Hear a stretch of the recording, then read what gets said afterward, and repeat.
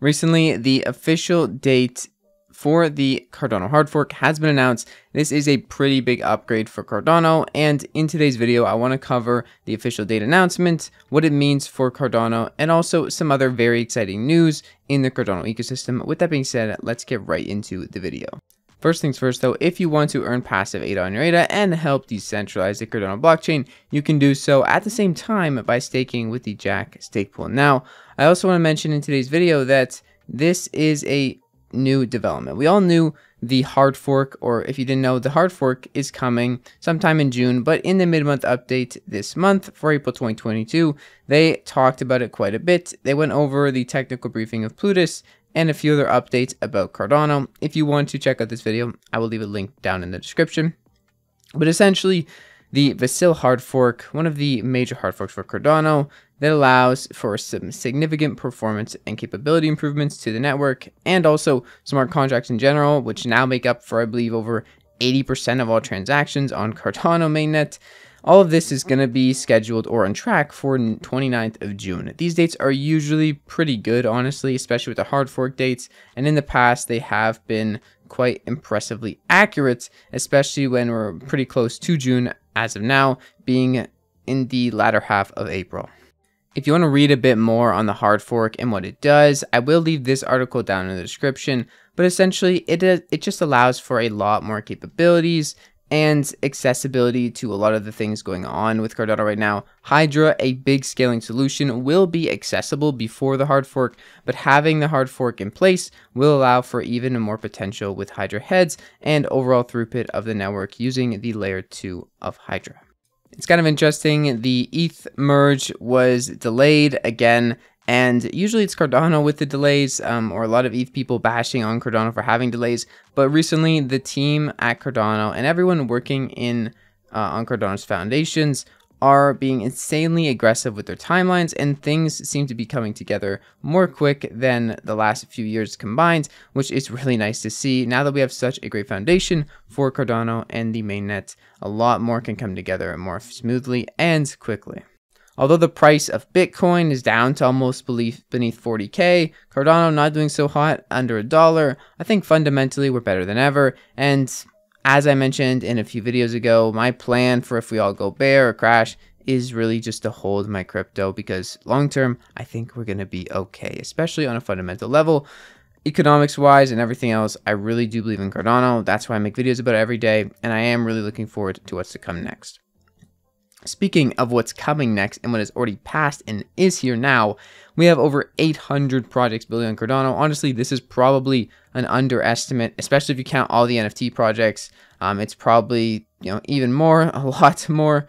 Right here, you can see 50% of projects are NFT collections, but I could probably name 50 to 100 NFT collections if I really thought about it myself off the top of my head.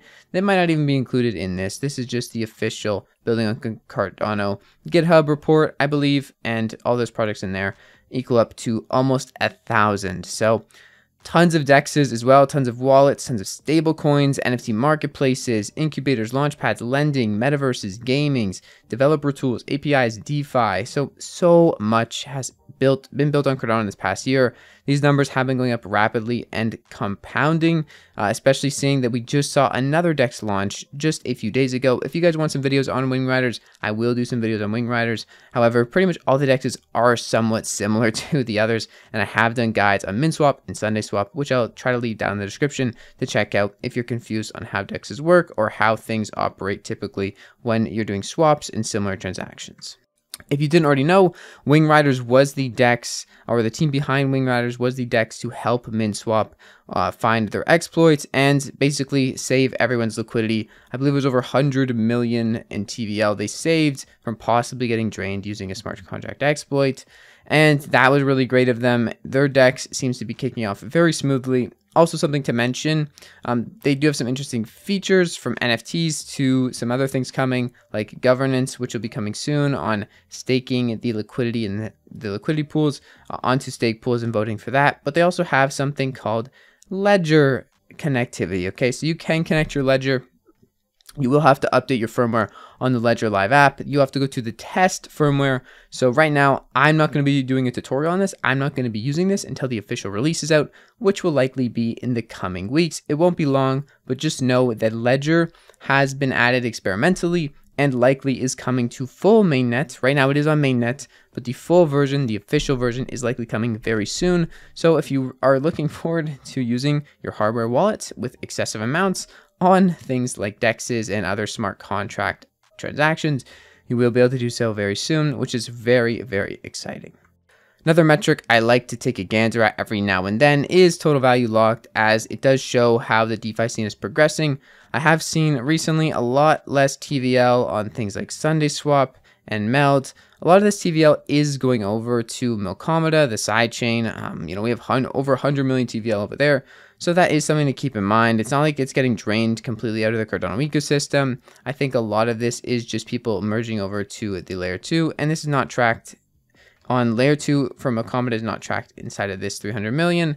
Wing Riders, however, has over half of 100 million, 50 million total value locked, approaching SundaeSwap's level of total value locked, and they seem to be kicking off to a great start.